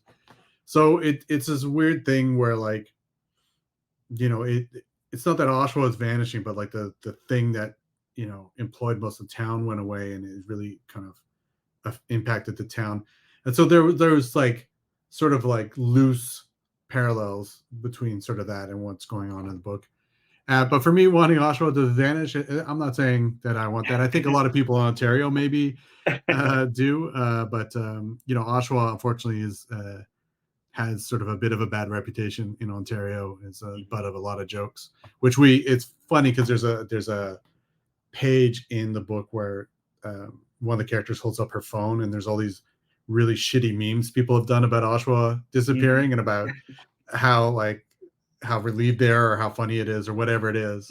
And then when we did the first initial push, the press release on Twitter, and Boom had mentioned the city vanishes, it was almost identical tweets came in from real people about the idea of Oshawa vanishing. So it was kind of funny that, was able to pretty much call how people in Ontario would react to Oshawa going away. You already knew how they feel. Yes. Really cool. I really love the pitch to this book. It has, again, I'm going to invoke Twilight Zone. I'm a huge Twilight Zone fan. I don't call it all the time, but like I feel elements here. And it's got those vibes to it. You're really good at crafting stories that cross those boundaries of like horror, sci-fi, like crime, kind of like stuff that a lot of people don't have like a lot of crossover for those things. And it's kind of like your craft. It's your a lot of your stuff that I look at, has elements of those things in it, and a lot of crossover. Also, are you a fan of the Twilight Zone by any chance? I love the Twilight Zone, and that's like definitely when I pitched this book, I'm like, look, it's like a very long Twilight Zone episode with some surrealness. Yeah, I grew up. My first exposure to Twilight Zone was the '80s series, which I think is like cool, underappreciated. I think there's some real gems in the '80s series. They're 80s through and through when you go back and rewatch them. But I think there's a lot of good stuff there, and the old black and white stuff. I've watched a million times over. I watched a ton of Twilight Zone growing up. For a long time, it was like some of the safe. I was a kid who was obsessed with horror, and my parents. I watched Poltergeist at a very young age and got nightmares, so my parents had banned me from horror. And for some reason, their one concession was that I could watch black and white horror, which they put Twilight Zone's not technically horror, but it's got definitely elements. And so it was a lot to watch Twilight Zone, and I would just devour that as a kid. So yeah, big fan. I love the sort of just taking sometimes just the mundane and doing like that twist, shifting reality so that it just becomes unsettling. I love the moments, I've talked about this before, but Button is one of my favorite episodes from the 80s, which has got that really cool twist that it's not even really a twist at the end. It's just one great line. For those who don't know, that episode is someone shows up at the couple's house. They're having money troubles, and he offers them, I believe it's $10,000. He gives them a box, and there's a button on top, and if they press the button, they get $10,000. But somebody they don't know will die, and it's it's about 20 minutes of them arguing back and forth about whether or not they will. It's got just a great end beat on it. There's the I don't know why I keep blanking on the title, the old Burgess Meredith bank, the bank one where he's always getting in shit for reading books at the bank. Timing Up at Last, right? Yes, that's the one. I love that, like the little bit at the end. So that's the thing. I think if I can say I stole anything from Twilight Zone, from having that sort of just having absorbed so much of it growing up, it's those bits where you just turn things so that they're just terrible at the end. Yeah, and I think that's the important thing. It's big cultural impact and all that. I think still now in 2024, a lot of people, a lot of writers and creators and stuff, kind of chase things like that, those twists, landing that twist. It's something that it's very understated how hard it is to land a twist, because you can go back and watch certain things, and I would never sit here and shit on anybody's art or anything like that, but a lot of times people negatively talk about the M. Night Shyamalan twist, and stuff, and how they're not landed properly and everything, and it's a task. It's a huge task to be able to land those big twists and everything like that. So really, and I like a lot of his films, but I think the problem is he just got trapped in this idea that he had to always have a twist. Sure. And it became like a gimmick that it was hard for him to escape from. Sure. Yeah. Agreed. But yeah, I'm with you on that. The Village, one of the most underrated movies in a long time. Really great stuff. Well, look, please tell our audience why the Displaced #1 is the most perfect Valentine's Day gift of 2024. I mean, there's no better way than telling your sweetie you love them than giving them a comic book by Ed Brisson. I agree. I think it's it's a fun book. I think it's probably got like some crossover appeal. It's not like a superhero thing. It's a nice story. That I think a lot of people will be able to relate to elements of. Yeah. I mean, if you're going to the comic book store on Valentine's Day anyway, just do it. Yeah, get in there and grab a copy. There is, by the time this is up, the book will be out in local comic book shops. So, make sure, hopefully you grabbed a copy before it's sold out, and you don't have to pick one up on the secondary market for, $25 or $30. But hey, who knows? If you snooze, you lose, I guess. But there is a preview up on Boom's page right now where you can read, I think it's 5 pages. Really cool little preview up there. Yeah, just outstanding. Really paints the picture of what's to come there. So yeah, and I can't, I don't know. I can't say I appreciate it enough. It was really cool talking to you. I'm really excited to talk about this book with my co-host Bob this week. We're really excited to get down on it and post this interview to that episode. But let everybody know if you have anything else coming up you want to talk about. I know you have Predator, a new volume of Predator coming out. But if there's anything else you want to talk about, please let the audience know. Yeah, well, like you said, the Predator Last Hunt comes out on February 21st, and this is our 3rd volume following Theta, who's a sort of a predator hunter. It's we switch it up a bit, and she knows that predators are keeping people in stasis farms, and so she's trying to track those down, and which she does, but doesn't necessarily get what she wants out of it. We introduced a new and very badass predator that I'm very excited for folks to see. Francisco Mana did the design on it. He's drawing the series, and it's absolutely incredible. Other than that, if people see this before February 17th or thereabouts, I'm going to be doing a signing tour for the Displaced. Oh, cool. And starting on the 17th and going until the 28th. So it's 11 days. You can find details on that on my Twitter, which is at Ed Brisson.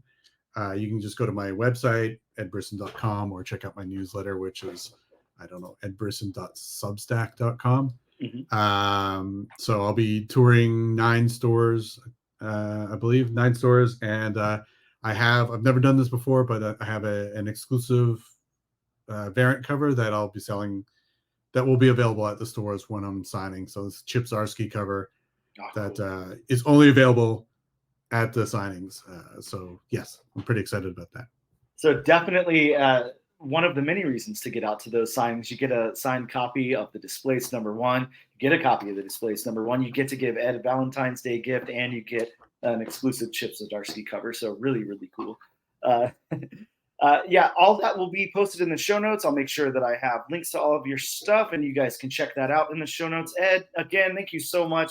I really appreciate it. It was amazing talking to you today. All right, you too, man. Well, thank you so much.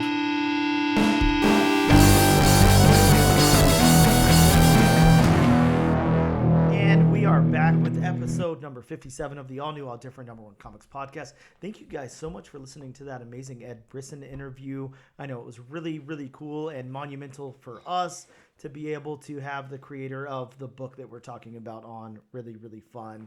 Bob, I think that now is the time in the show we're going to talk about some books that come out next week. Yep. But I have a very important thing that I need to do before we do that. And what that could that is, be, Dan? It's disclaimer time with Bob. As always, these are just a few of the books that hopefully are coming out next week. We can only hope, Bob. If you want a more in-depth list, please consult us elsewhere. Call your local comic shop, email them, look through previews. Anything else I'm missing? Harry Potter owls. I always like to point those out because I feel like they're underused. Right. You know, like I feel like the owls probably get lonely up there, just waiting for someone to summon them to send a message. So to me, my owl. Yeah, there you go. Hit those up. If you happen to live in Jacksonville, Florida, like Bob and I do, you can hit up Ben or Jonathan over at Gotham City Limit, and they will take care of all of your comic book needs. They'll, even escort you to the bathroom if that's what you need. So make sure you hit them up. Gotham City Limit, take it to the limit. So starting off the list from Image Comics, we have a monumental issue, Spawn number 350. Bob, this one has the debut of a new ruler of hell. And they do have a nice picture there, but I won't give anything away. Yes, there'll be hell to pay. From Marvel, we have Edge of Spider-Verse number 1. This one is going to come with a secret variant, a 1 per store. So, if you want that, hit up your shops like right now and ask if you can get that or how you can get that.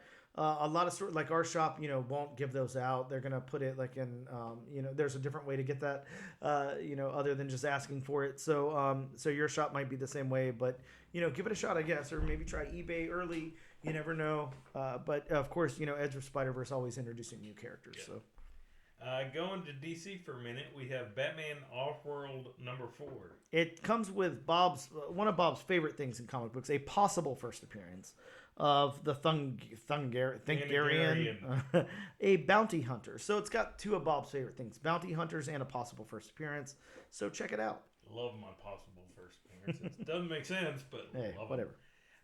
Staying with DC, we have Nightwing number 111. This one does have a first appearance. I don't even think it's possible. It is of the son of Grey, the ancestor of the Graysons during the 1300s. More sons, DC just loves their sons. What about the daughters? We had Crush for a second, Lobo's daughter, but that was about it. Wait a minute. So Dick is a Grey son. Oh, da-dun. Yes, pun intended, folks. Hey, well, I like it. Going back to Marvel, we have Alien, Black, White, and Blood number 1. Yes, this is a 4-issue limited series with an anthology of stories. Check it out. Staying with Marvel, we have Predator number 1. Yes, the new volume. Yeah, well, this is Predator The Last Hunt number 1. I don't know why they didn't put the subtitle there, but yeah, Predator The Last Hunt. Bob, you want to know one of the coolest things about this book? Well, there's 2 cool things here. Actually, there's probably a lot of cool things, but 2 cool things to point out right now. Number 1, this features a super predator. So there is a new predator being introduced here. And number 2, it's actually written by Ed Brisson, friend of the show, author of The Displaced, and whose interview you just heard. So definitely check that out. Yes. Staying with Marvel, we have The Incredible Hulk number 9. Man, this series is so good. This one has the first appearance of Frozen Charlotte, a supernatural serial killer. Who's possibly frozen. Probably. So how can the ghost be seared if it's frozen? Bob, don't ask questions. It's comics. And finally, ending the list from Marvel, we have Captain Marvel number 5. Yeah, this one has the first appearance of the Undone, a Galactus-level threat. Bob, that's horrifying. There's not very many Galactus-level threats out there, and when you get one, it's not good news. We don't need another Galactus. not good news for our heroes. No. Just a couple of books I wanted to point out, just a couple of books of note. Ultimate Spider-Man issue number 2 also drops next week. From Image, we get the Six Fingers number 1, which is the sequel to the One Hand number 1 that just dropped. From Dynamite, we've got Elvira meets H.P. Lovecraft. That's right, Elvira meets H.P. Lovecraft number 1. From Keen Spot, we've got The Crying Boy, and I did have that author on a few episodes ago, and we did an interview, and we talked about The Crying Boy number 1. So definitely something you're going to want to check out for sure. From Ani, we have Cemetery Kids Don't Die number 1, as well as Invasive number 3, if you remember that amazing number 1 that Bob and I went over a few episodes back. Quite a few episodes back at this point, but really, really good series by Cullen Bunn. From Distillery, we have Blasphemous from Mirka and Dolfo. So you know that's going to be good and crazy. And lastly, from Archie Comics, we have the Jaguar #1. So a book I know Bob will be picking up. Really excited about that one. Bob, we're hitting the 2-hour mark, so we are going to make a very, very quick last-ditch effort to spin this wheel and see where it lands. We've got 3 books on the wheel from the lovely wheelofnames.com. Again, not sponsored for some odd reason. Looks like, Bob, next week we will be covering Elvira meets H.P. Lovecraft. Oh, so, I'm looking forward to that one, actually. Buckle in, kids. It's going to be a wild week. Oh, that's going to be crazy ride. Yeah, it sure is. Thank you guys so much for tuning in. Check us out on all the usual places. I won't say them here, but they'll be in the show notes. Thank you guys so much, and we'll see you next time.